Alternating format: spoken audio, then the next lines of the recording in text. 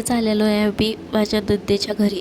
आज माझी तब्येत थोडीशी बरी नव्हती, पण आज आम्हाला येणं गरजेचंच होतं, कारण की आज एक सामान्य माणूस ज्या गोष्टीचं स्वप्न पाहतो का ती गोष्ट घेण्यासाठी आम्ही आलेलो आहे.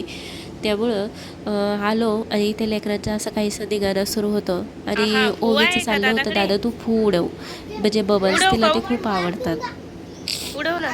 वाव, बबल्स किती छान आहे. बबल्स आहे.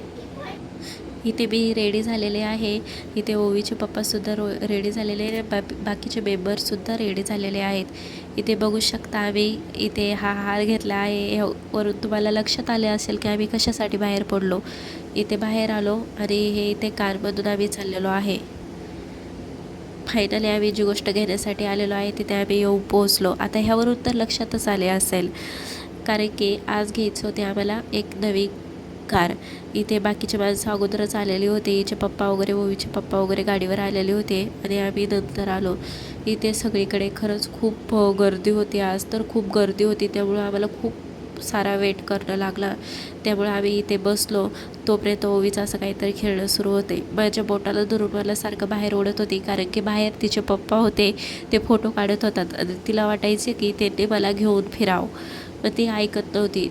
शेवटी ती तिच्या पप्पाकडे आली आणि त्यांना घ्या म्हणत हट्ट करू लागली. नंतर तिला बळच कसं तरी उचललं आणि आतमध्ये घेऊन आली. कुठे आलो आपण? कुठे आलो? गाडीमध्ये. गाडीमध्ये आलो. कुठे गाडी? हे बघ, सगळ्या गाड्याच आहेत. कुठे गाड्या पिलू? गाड्या गाड्या. ओवी आणि काऊदादा गाडीमध्ये आले ना. आम्ही इथून ओवीचे पप्पा दिसत होते म्हणून मी तिला दाखवत होते, हे बघ पप्पा तिथे कसे फोटो काढतात म्हणून. त्यानंतर भूक लागली म्हणून आम्ही इथे फालुदा घ्यायला आलो, म्हणजे बदाम शेक घ्यायला आलो, कारण की मला सुद्धा उपवास होता आणि खूप वेळ आम्ही तिथे, म्हणजे आमच्या गाडीचा नंबर लागूच तर कसं तरी होत होतं, म्हणून म्हटलं चला काहीतरी घेऊन या. फायनली आमच्या गाडीचा नंबर आला. इथे डॉक्युमेंट्स वगैरे सगळे तयार झाले. नंतर हे ओवीचं असं काहीसं सुरू होतं. झोप आली आली. भूक लागली. जेवण करायचं ना. करू आपण ना. ती गाडीची ओपनिंग केली, पूजा वगैरे केली, नंतर फोटोशूट वगैरे सुरू केला. आम्ही सुद्धा जाऊन त्यांना म्हणजे शुभेच्छा वगैरे दिला, फोटोज वगैरे. खरंच कार घेणे हे सामान्य माणसाचं एक खूप मोठं स्वप्न असतं, जे की आज इथे पूर्ण झालेलं आहे. खरंच खूप आनंद झाला आहे इथे आम्हाला. त्यांना खरंच खूप मनापासून आम्ही शुभेच्छा दिल्या.